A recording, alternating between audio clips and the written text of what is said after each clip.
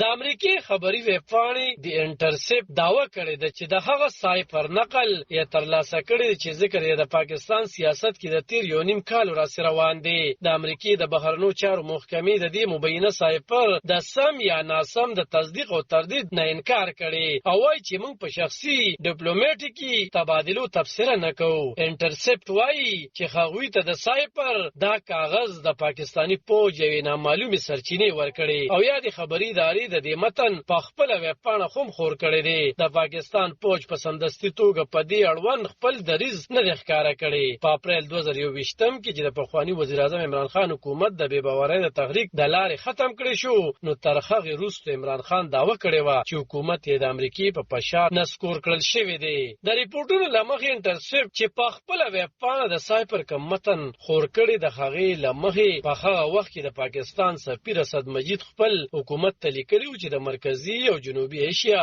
لپاره د امریکې مرستیال وزیر ډونالډ لو سفیر سره په لیدنه کې ویلي وو چې امریکا او اروپا کې خلک د اوکراین د شخړې په اړه د پاکستان د جارحانه بې پلوۍ په دریځ حیران دي. دغه مبینه سایفر له مخې پاکستانی سفیر لیکلي چې هغه ته ډونالډ لو ویلي و چې د امریکې د قومي امنیت د مشاور سره د هغه له شوو خبرو وروسته دا خبره روښانه شوې ده چې دا دریځ د پاکستان د وزیر اعظم عمران خان د پالیسۍ له امله دی. د سفیر اسد مجید په دې پوښتنه چې آیا د امریکې سخت دریځ ملګرو ملتونو کې د اوکراین په اړه د قرارداد په مخال د پاکستان د غیر حاضرۍ له امله دی، ډونالډ لو په څرګند ډول وویل چې نه، د دې وجه د عمران خان د